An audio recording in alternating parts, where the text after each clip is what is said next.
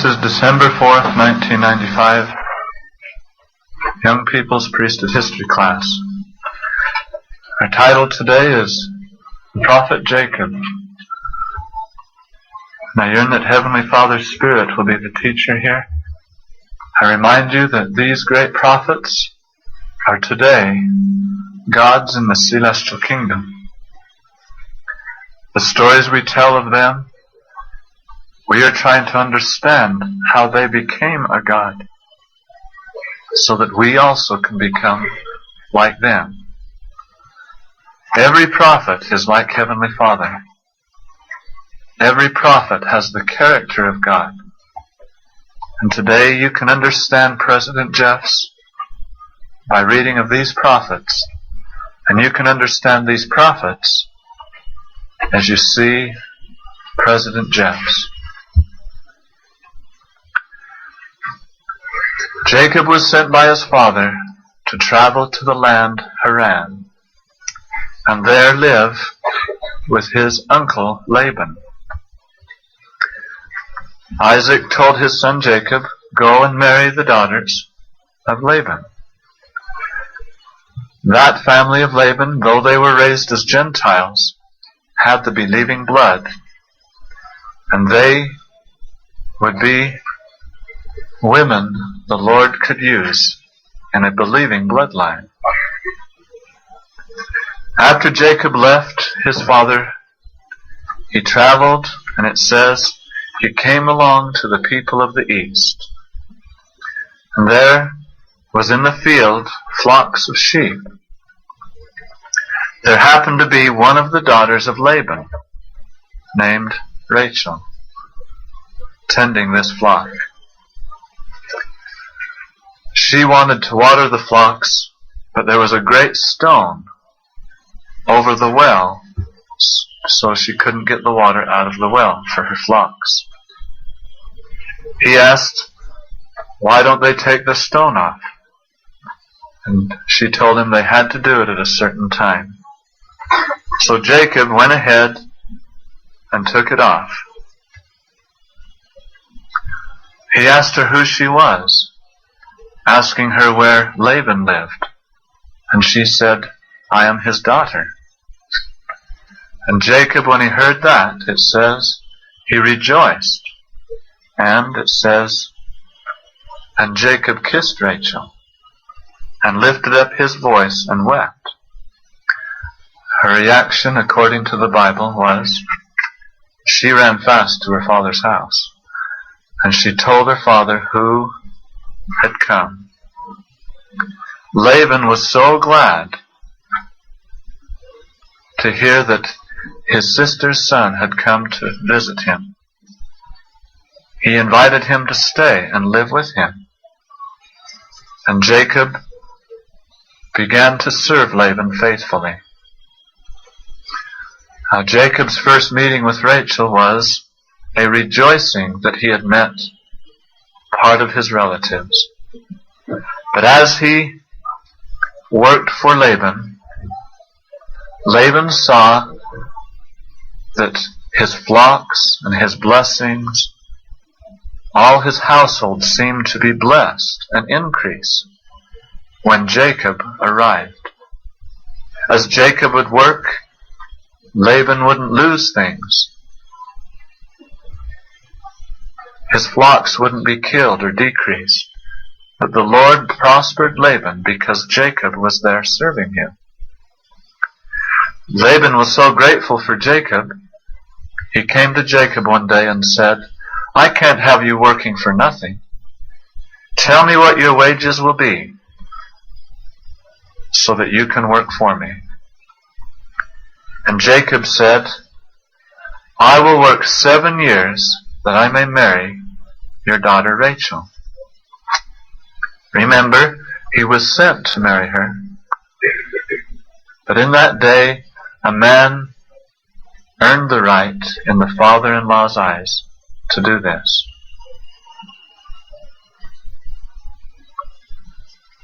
Laban willingly agreed. He said, "I would rather my daughters marry my relatives than any other man." It says, for 7 years, Jacob worked happily. The time passed so quickly. It seemed like it wasn't even 7 years. So at the appointed time, they got married. Except Rachel had an older sister named Leah. It says Leah was tender-eyed, which means she cried easily. I guess you would say she was emotional. But it says Rachel was very beautiful. That night at the marriage, after their partying, Jacob went to his tent, and it was dark, and his wife was supposed to be in there. Laban thought it very terrible that the younger sister, Rachel, should get married before the older sister. So, in the night, Laban caused Leah to go into Jacob's tent, and he had Rachel stay away. So when Jacob went in and stayed with this wife, he woke up in the morning and it was the wrong girl. Now Jacob wasn't very happy. He was real upset. He went right to Laban. What have you done to me? I worked 7 years for Rachel, and you caused that I would be with Leah. The tradition was that if a man was with a woman, they had to marry. So now Jacob was stuck with this girl in his mind at that time. And he was not happy. Laban said, it must not be so among our people that the younger is married before the older. And then Laban tried to calm him down. Now if you'll work for me for another 7 years, I'll give you Rachel also. And that's what Jacob agreed to. It says, and he served another 7 years so he could marry Rachel. And those 7 years seemed like just a few days. And Jacob said, give unto me my wife, that I may take her. And it says, it happened. Now, after the first 7 years is when he married both girls. He had to work another 7 years after he received both ladies as wives. There is a great lesson here, for we see in this story what happens when there is jealousy between wives. We find out in this story how the children are affected in a family when wives do not love each other and rejoice in each other. Jacob had to be with Leah for a week, and then after a week he got Rachel, then worked 7 more years according to their agreement. Now, as far as we know, this record was not written by Jacob himself. It is somebody writing about them. It says it came from the mouth of a Jew. One of the prophets wrote this according to the records that were left.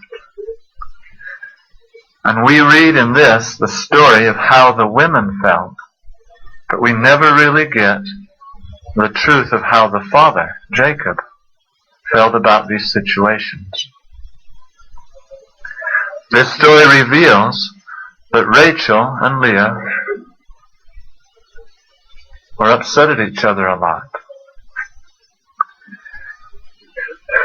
It records that Jacob loved Rachel most. And the Lord closed up Rachel's womb so she could not have children for a long time. And the Lord first gave children to Leah. But notice the women's words as they receive these children, as though they're doing it to get advantage of the other wife. This shows there's jealousy or feelings among the wives. And we will describe in the future stories of what the sons were like as a result.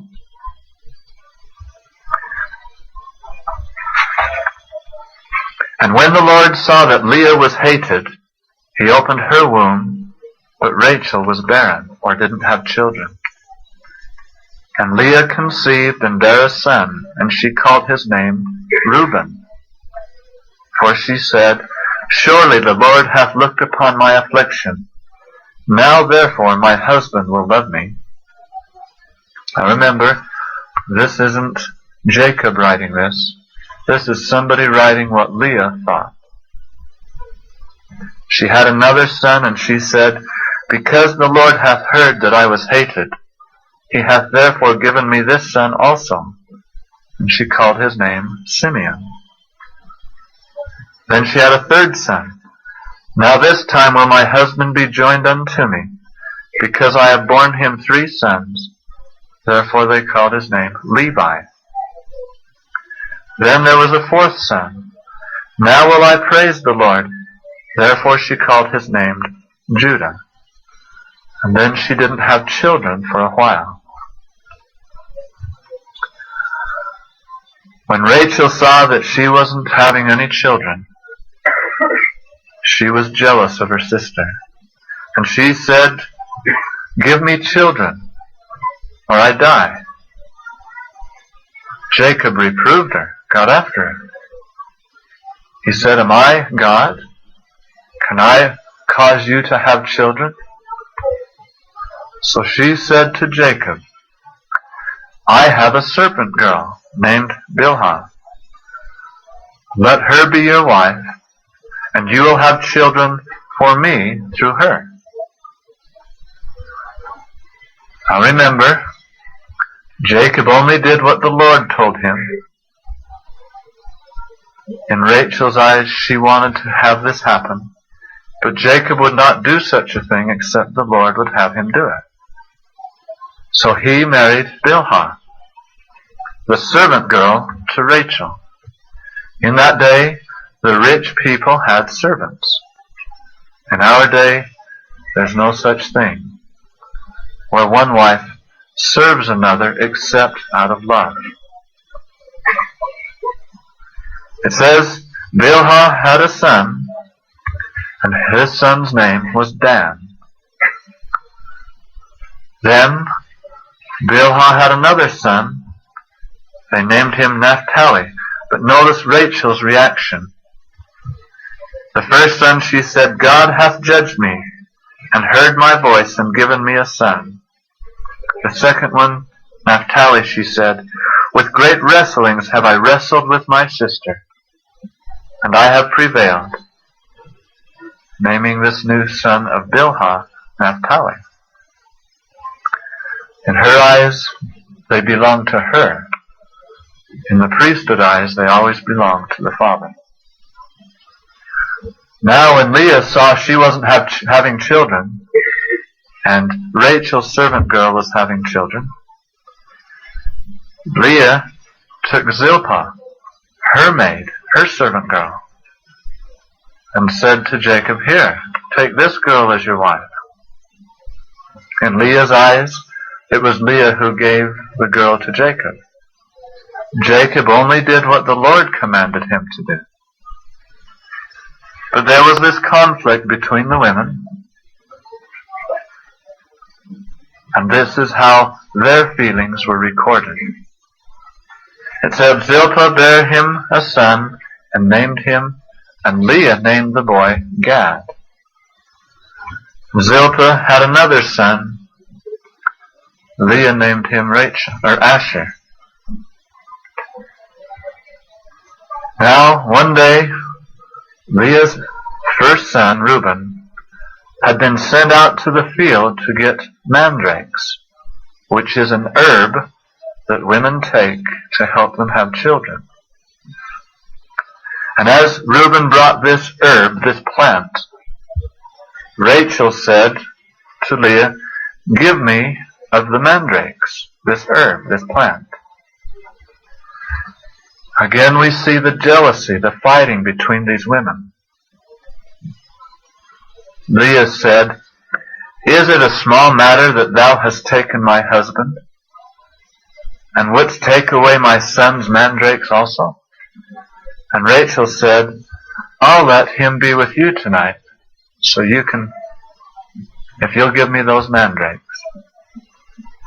So in the women's eyes, they were trying to have Jacob do certain things. And that's what happens with jealousy in women. They feel like that they can influence the husband with their feelings. When Jacob came out of the field from working, Leah walked up to him and said, "You get to be with me instead of her." Now, I voice to you young people, the challenge Jacob had with these wives was they had been raised as Gentiles. Their father worshipped idols, and they did not have a priesthood connection until they married Jacob. And what we're witnessing here, this challenge between the wives, was Jacob trying to work with his wives and teach them that they had to love one another. Jacob didn't just do what his wives told him, but he did what he had to keep the peace in the family. So understand, you're not hearing Jacob's view of all this. But the children grew up. These sons grew up seeing there were feelings and fightings between the mothers. And for many years, after these sons were born, for many years, the sons had feelings against the other mother, against Rachel. And I voice this so you'll understand what happened with the son of Rachel, Joseph, when he was born. It says, God hearkened unto Leah. She had a fifth son. His name was Issachar. And then she had a sixth son. His name was Zebulun. Then Leah had a daughter named Dinah. And after all those sons were born, 10 sons, and any sisters that were born, then the Lord heard Rachel's prayer. And after Rachel was humbled and sweet, and finally she could love her sister wife, then the Lord sent a son to her. And Jacob was old, in his older years, when Joseph was born.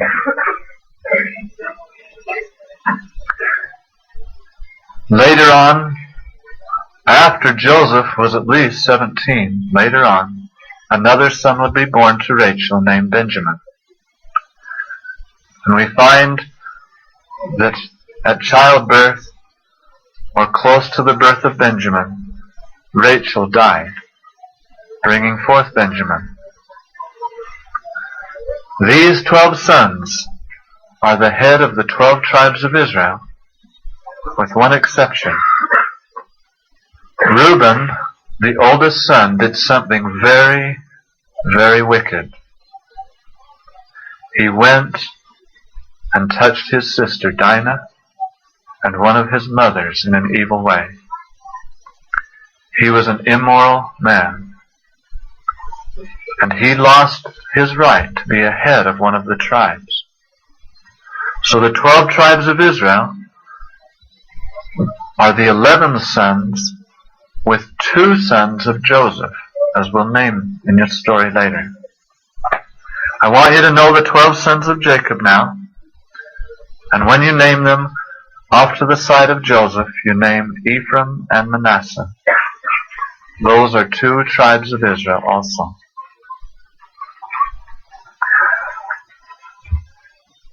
Jacob saw that he had to leave Laban in order to unite his family. And it took 20 years. 20 years for Jacob to unite his wives around him. Jacob wanted to leave and go back to his father's home. But Laban, trying to make Jacob stay, changed Jacob's wages at least 5 times. When Jacob started to get rich in his payment, as he took care and worked for Laban and his flocks and fields, the Lord prospered Jacob. Laban would see Jacob get rich, and Laban would say, "No, I want more. You get less." So Jacob agreed. The Lord would prosper Jacob again. And Laban saw that if Jacob got rich, he wouldn't need Laban anymore. So Laban would change his wages again. "I want more, and you get less." Many times Jacob agreed. But Jacob needed blessings of the Lord and earthly blessings to take care of his large family. So he went to the Lord in prayer and asked the Lord what he should do. The Lord in vision showed him to make a certain deal with Laban. And Jacob said to Laban, after the Lord showed him what to do, "I must leave, and I will make you a deal that all the sheep and goats that have good coats and fleeces without any spots, those will be yours, Laban. And all the cattle, sheep, and goat that have spots on them, they will be mine." Laban agreed. Whenever the fat cattle or sheep or goats went to eat, the Lord showed Jacob to take a certain plant and put it in the trough or the food, so that when those good, healthy animals ate, the young, the baby sheep, goats, and cows, the calves, would be born with spots. Whenever the weak and skinny ones would come to eat, Jacob would remove that certain plant, so when they had their young, they would be born without spots. And this is how Jacob was shown to get what he needed before he left. The sons of Laban complained against Jacob. Jacob said, "This was our agreement, that I would get the spotted ones, you would get the healthy ones, or the plain-coated ones." And what was there that Laban could say? Finally, Laban would get angry. He would speak against Jacob, get mad at his own daughters that were married to Jacob. And finally, after 20 years of working for Laban, Jacob called his wives together and said, "Do you see?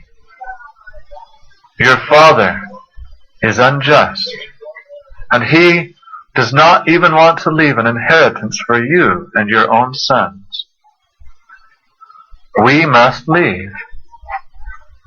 And finally, after 20 years of living with Laban, his ladies were united enough that where they together said, "Yes, we will go with you, Jacob, and leave our father's family." Before that, their jealousy, their fighting, caused them to be so against each other, they would have rather have stayed with their father than gone with Jacob. And you see, all this recording of their jealousy was Jacob enduring well in love and patience. It wasn't the wives ruling the husband. So one day, without even asking Laban, they picked up everything and secretly left. Jacob traveled many days' journey and then stopped to rest. When Laban found out Jacob had disappeared and taken all these things, all these flocks and herds, riches, Laban gathered up a few hundred men, and he took off after Jacob. Jacob was a faithful, clean, and pure man, and Jacob was praying to the Lord for deliverance, asking the Lord to protect him.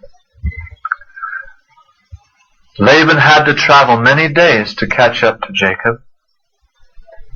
The night before he caught up with Jacob, in answer to Jacob's prayer, the Lord caused that Laban would have a dream, where the Lord said to Laban, "Do not harm Jacob. Deal kindly with Jacob." And this frightened Laban. When Laban arrived and caught up with Jacob, he was upset. "Why did you run away without even letting me say goodbye to my daughters and my grandsons? And why do you want to leave in the first place? These are my grandchildren. I will never see them if you leave me." And Jacob was humble yet bold. And he said, 5 times you've changed my wages, and you have not dealt with me kindly. And this is my family. The Lord has prospered you through me. You have not dealt justly with me. You are the wrongdoer, Laban. And he caused Laban to back down and agree that it was Laban that had done wrong to Jacob, not the other way around. But Laban said to Jacob, "When you left, one of your people stole my idols." Before they had left, Rachel had gone into Laban's house and stolen his idols, his statues. And she had put them in a bag, put them on her camel, and she sat upon it. Jacob said, "Whoever of my people took that will die." So they went from one camel to another, searching through everybody's things. And when they came to Rachel,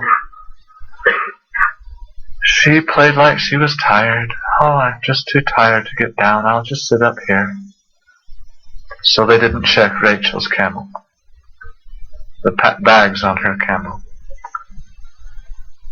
When they didn't find the idols, Jacob rebuked Laban. "You have accused my people of stealing your precious idols." So again, Laban had to back down. And before they left each other, they built a stone monument, a pile of rocks. And Laban promised to not go west of that monument, and Jacob promised not to go east. And that would be the border where they would not interfere with each other.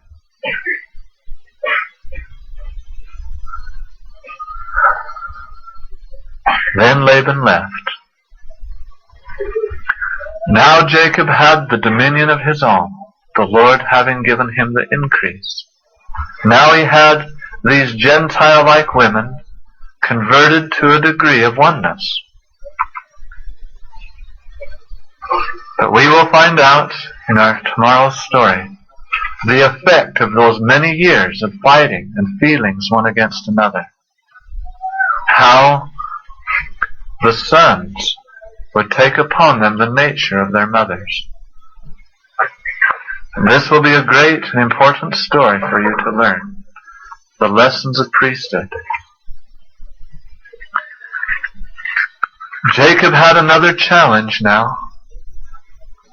To go back to his father's place and meet his father meant he would also have to meet Esau, his twin brother who hated him and wanted to kill him. So Jacob prayed with all his heart that the Lord would deliver him.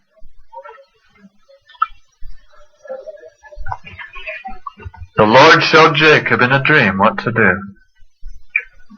And Jacob, there by the Jordan River, told his family, his servants, his flocks and herds to go ahead of him, and Jacob stayed behind. He prayed to the Lord for a blessing and for deliverance.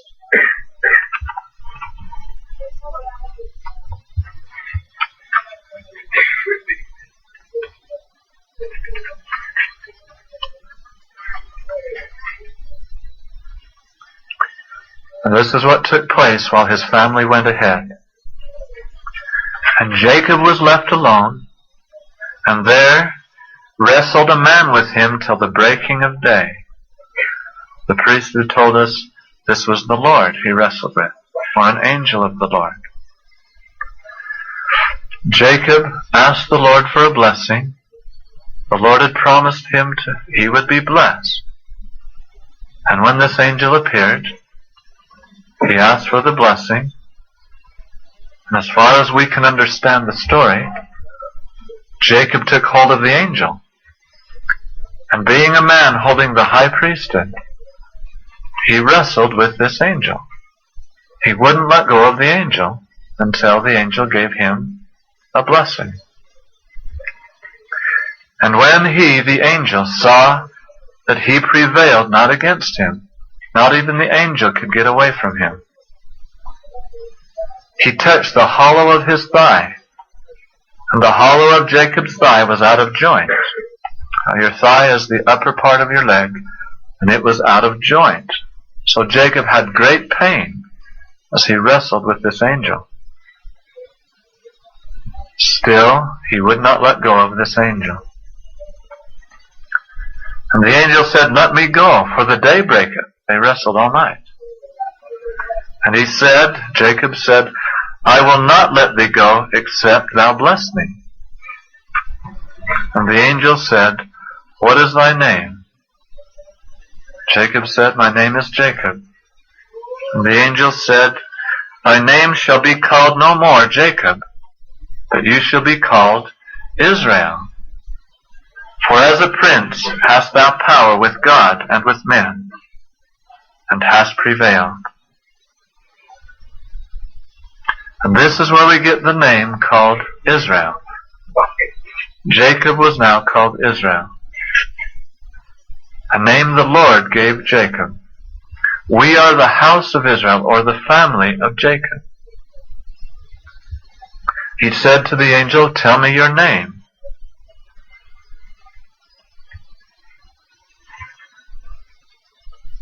He didn't give his name, but there is where he wrestled with the angel, and then the next day passed over the river himself. Now Jacob had arranged it so that Esau would be given great gifts. He prayed the Lord to soften the heart of his enemy, Esau. When Esau heard that Jacob was returning, Esau gathered up 400 men to come and meet Jacob. Jacob also had many servants, yet he did not go with weapons to meet his brother. Yet Jacob heard Esau was coming toward him. So he caused that the servant ladies who had children now, Zilpah and Bilhah, would be put first. In front of them would be flocks and herds, and he instructed the servants who tended these flocks and herds, "When my brother Esau comes and he asks you, 'Who do these belong to?' tell them, 'They are gifts for our Lord Esau from his servant Jacob.'" So as Esau and his men came toward Jacob, they first met the servants. And each servant over each flock said the same thing. "These belong to my lord Esau." a gift from his servant, Jacob. Now here was Jacob, a man of God, who could even wrestle with angels, who could walk and talk with God. How did he conquer his enemy? How did he cause his enemy's heart to be softened? Instead of going forth and saying, I'm the boss, I have the birthright, I'm the one that has the right to rule, because the Lord had told him, you will one day rule over all your father's house. He conquered the hard heart of Esau by humbling himself and caused his family and his servants to say, we are your servants, Esau. We are here as the servants and children and wives of Jacob. Esau met the first wife and the next, met Leah, then he met Rachel. Each one said, we are thy servants. Then, by the time Esau got to the very back of the line where Jacob was, Esau's heart was softened, and he rejoiced in the many blessings Jacob had. And when he jumped off his horse, he went up to Jacob and hugged him instead of killing him. And he wept, rejoicing to see his brother Jacob. Esau said to Jacob, what are all these things? And Jacob humbly said,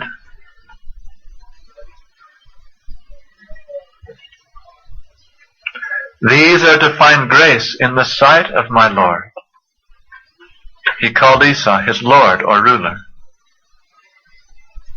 He humbled himself.